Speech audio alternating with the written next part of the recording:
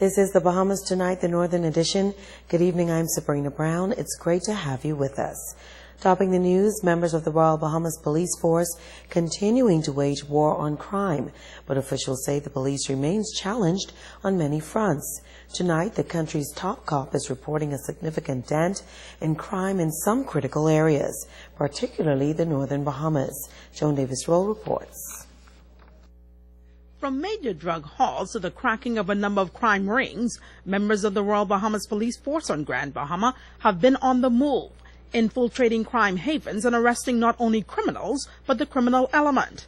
While on Grand Bahama, the country's top cop assessing the efforts of the police crime-fighting machinery here on this northern island.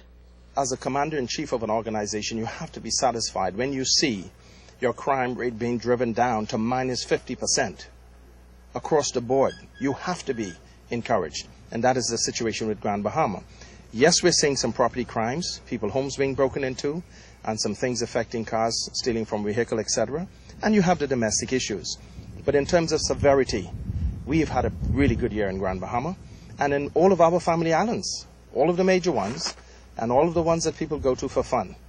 We have done extremely well across the Bahamas. So the Bahamas is not a bad place.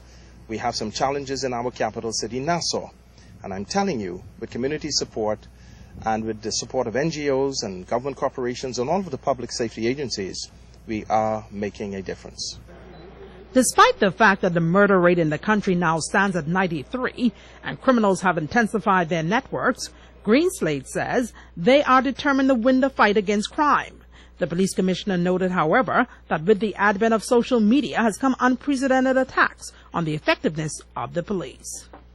And things that bleed seem to lead, unfortunately. And so despite all of the good things that we're doing across the country in our schools, in our churches, in our homes, and in many of our communities, they're never ever spoken about. Because folks with smartphones, people that are on Facebook, want to simply show you a gory picture or to talk about somebody dastardly that has happened. And that is the huge difference.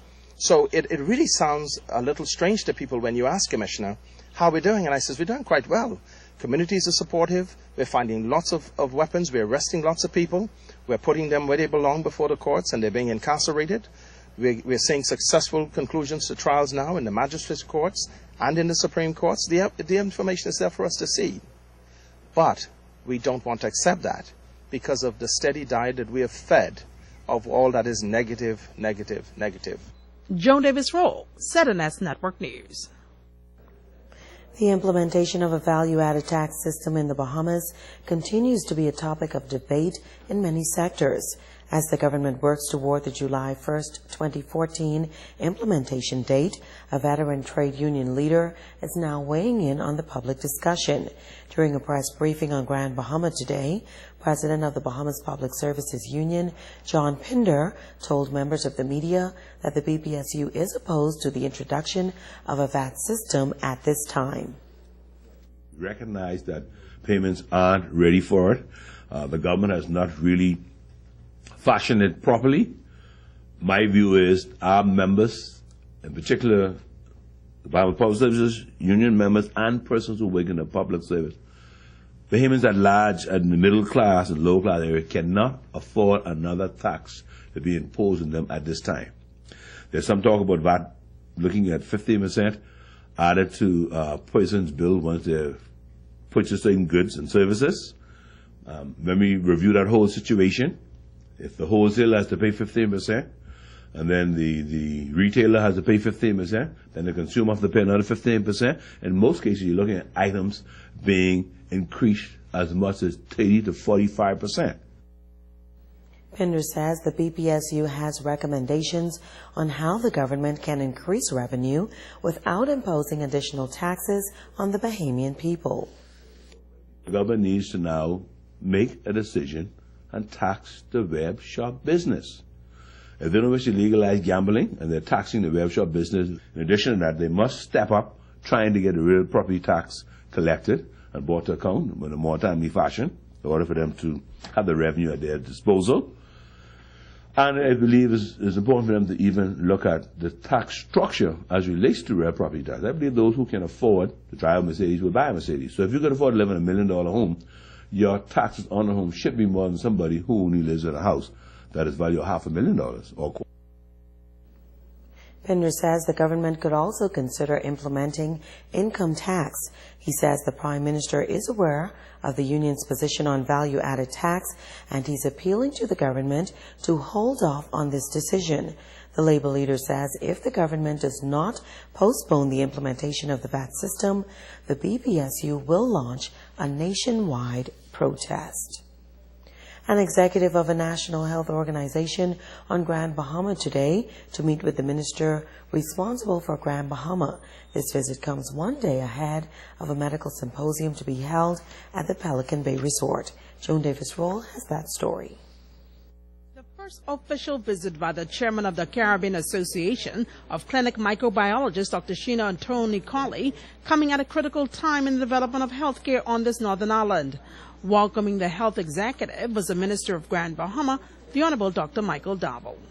As a healthcare provider myself, I fully understand the implications of infectious diseases and the negative effects it can have on our population and our number one industry.